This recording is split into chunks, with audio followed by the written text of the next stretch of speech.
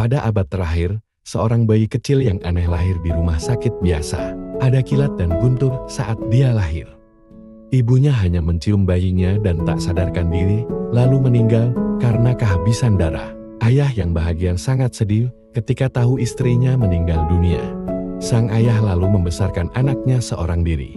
Saat ayah memberikan susu kepada bayi, bayi tidak meminum susu tersebut, dan ayah mencicipi susu bayi lalu meninggal di tempat. Mendengar bayi menangis, warga pun datang ke rumah keluarga tersebut. Hanya ada bayi yang lapar, dan ayah yang telah meninggal dunia dengan keadaan yang mengenaskan. Dokter dan peneliti mengetahui bahwa orang tua bayi tersebut adalah seorang ilmuwan. Awalnya hanya dicurigai bahwa kematian mereka terkait dengan pekerjaan. Bayi itu untuk sementara dibawa kembali ke laboratorium. Lalu bayi itu akan dirawat oleh dokter laboratorium tersebut. Dia tidak ingin melihat bayinya ditinggalkan sendirian, jadi dokter itu membawanya pulang ke rumah. Orang tua dokter itu setuju kalau dokter itu merawat bayi di rumahnya, dan bayi itu dirawat dengan baik. Kucing di rumah itu diam-diam pergi untuk memeriksa bayinya di malam hari dan ketakutan. Keesokan harinya, burung beo keluarga itu mati secara misterius. Burung beo itu hanya mencicipi susu bubuk yang belum habis. Dia curiga ada yang salah dengan susu bubuk. Jadi ambil botolnya dan perhatikan baik-baik. Kemudian bersiaplah untuk minum. Kucing di sebelahnya tidak terlihat baik.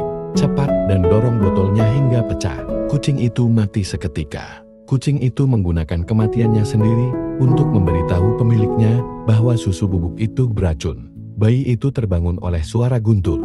Ketika guntur menghilang, bayi itu tumbuh menjadi seorang anak berusia 5 tahun. Pahlawan wanita dari dokter tidak bisa menjelaskan apa yang terjadi. Mereka melarang siapapun mendekati mereka, dan mereka menyuntikkan air liur mereka ke tikus. Akibatnya, semua tikus mati di tempat. Sansan didiagnosis menderita skizofrenia. Secara bersamaan mengeluarkan air liur yang sangat beracun. Sansan yang dikurung ingin dipeluk oleh keluarganya, tapi itu tidak diperbolehkan sekarang. Sansan yang mengatur kebenaran, melihat ibunya melalui kaca dan masih hanya melompat-lompat untuk mengungkapkan kebahagiaannya. Sansan kembali ketakutan saat mendengar gemuruh guntur.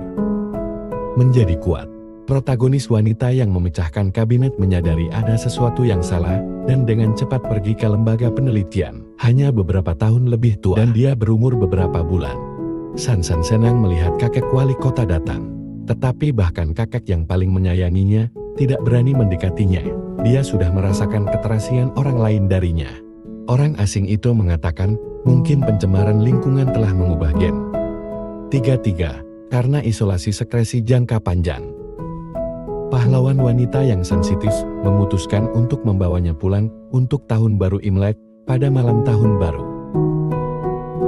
Bahkan makan malam tahun baru adalah meja besar untuk orang dewasa.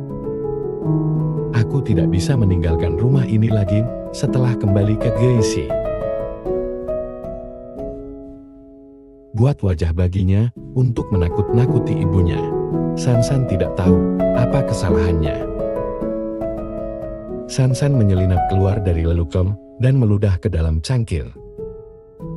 Sansan yang bersalah buru-buru menyuruhnya berhenti, tetapi Jiwan terlalu malas untuk memperhatikan Sansan. Mereka semakin merasa bahwa sifat ketiga adalah anak nakal. Pahlawan wanita itu sedih. Sansan mengetahui bahwa ibunya dirawat di rumah sakit. Ibu dilempar keluar jendela oleh suaminya begitu dia mengambilnya. Sangat sulit untuk mengunci diri di ruang isolasi. Sansan akan tumbuh kembali. Berbaring di tanah sambil berteriak, ketika saya melihat Sansan, dan bahkan permukaan kulit sangat beracun. Pahlawan wanita khawatir situasi Sansan akan memburuk. Begitu ada gerakan, Anda harus keluar untuk menghibur Sansan dan perlahan-lahan menstabilkannya.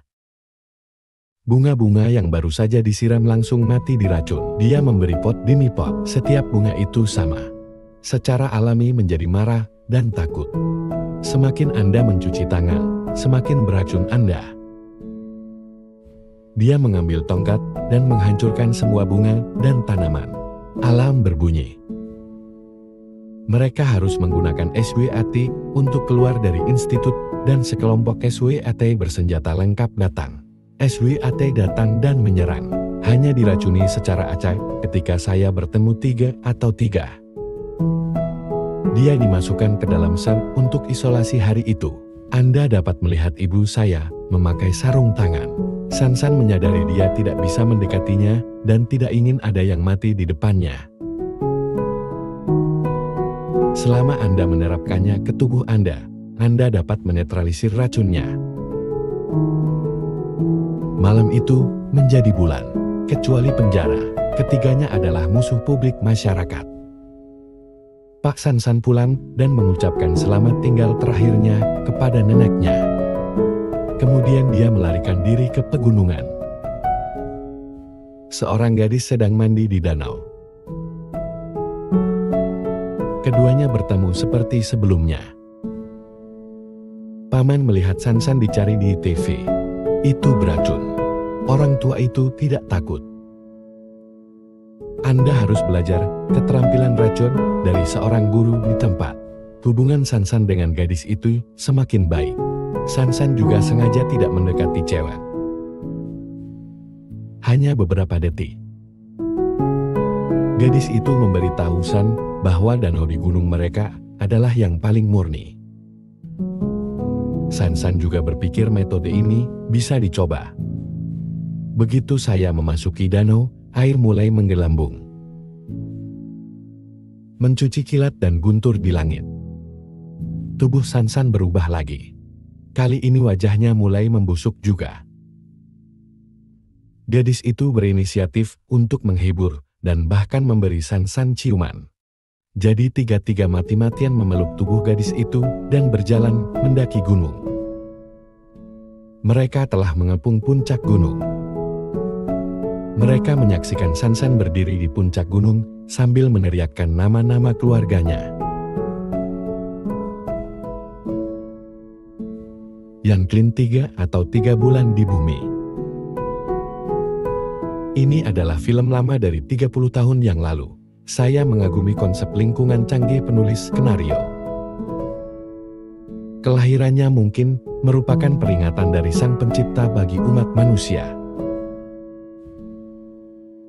Jangan lupa like, komen, dan subscribe. Terima kasih.